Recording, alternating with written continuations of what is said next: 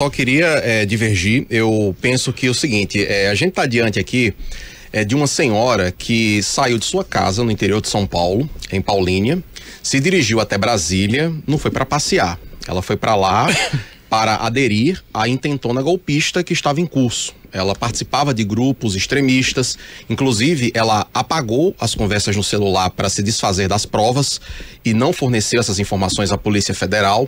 Ela, então, participando desses grupos extremistas que queriam dar um golpe de Estado, ela se dirigiu a Brasília e aí falam, né, uma senhora com seus filhos pequenos, ela pensou nos filhos pequenos quando ela saiu de São Paulo até Brasília para ir tentar dar um golpe. Ela deixou os filhos em casa para fazer isso. Aí ela foi para lá, chegou um dia antes do 8 de janeiro, ficou na porta do quartel pedindo golpe de Estado, junto com outras pessoas que estavam ali planejando atos extremistas. E aí no dia seguinte ela foi junto com aquela turba de golpistas, e a gente precisa lembrar inclusive como tudo aconteceu. Eles estavam escoltados pela polícia, furaram um bloqueio policial, invadiram o perímetro da Praça dos Três Poderes, invadiram as dependências do STF, do Congresso e do Palácio do Planalto, e aí no meio dessa invasão ela foi lá e pichou a estátua que fica em frente ao STF. Então a pichação com batom, ela foi uma das atitudes da Débora, porque também se coloca essa situação e meio que para tentar confundir a opinião pública, como se a Débora estivesse sendo condenada a 14 anos de prisão porque ela pichou a estátua em frente ao STF, quando não é isso. Ela também está respondendo por isso, mas não apenas isso. Então, e a gente tem aí uma somatória de crimes, é por isso que a pena chega a 14 anos de prisão. Então, eu entendo que essas comparações são feitas muito diante de uma retórica para tentar emparedar o Supremo Tribunal Federal, levantar qualquer tipo de dúvida sobre a conduta dos ministros, mas eu penso que as comparações que são realizadas com outras tipificações de crime não cabem, porque aqui a gente está diante de um acúmulo de crimes.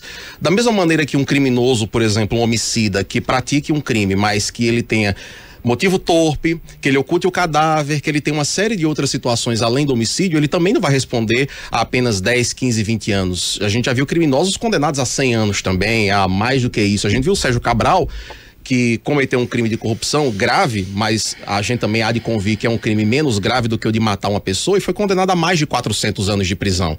Aí eu poderia chegar aqui e dizer assim, o Sérgio Cabral está condenado a 400 anos, enquanto o homicida, Suzana von Richthofen, foi condenada a 14 anos. Isso é justo?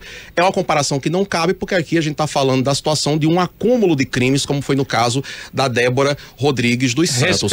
Com relação à situação do... Sérgio Cabral está fazendo live na piscina, só para deixar claro. E a Débora, tá cumprindo 400 anos de prisão, não. E a Débora também não vai ficar 14 anos, né? 14 anos é a pena máxima. Se ela cumprir um sexto da pena, ela só fica mais um ano e pouquinho e sai, né? Da prisão. Então, mas é um sexto da pena com base em quê? Essa redução? Se for um bom comportamento, é um sexto. Então ela já cumpriu 2, então já estaria livre. Teria mais algum tempo para cumprir, um ano e pouquinho, né? Se ela realmente e efetivamente for condenada, Luiz Fux pediu vista, pode inclusive dar uma reviravolta aí no julgamento, se esse for o entendimento.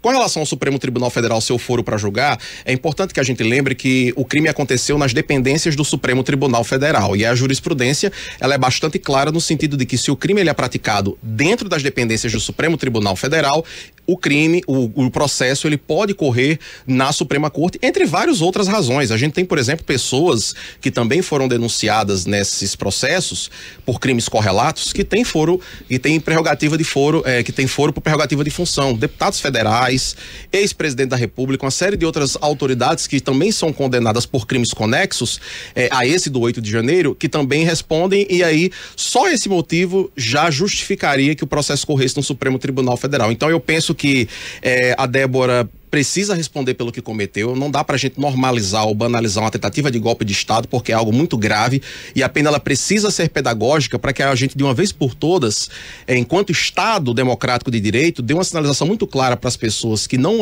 gostam da democracia, que na democracia não cabe alternativa antidemocrática. Quem quer viver dentro da democracia e discorda, que aguarde as próximas eleições e não queira tomar a força ou poder.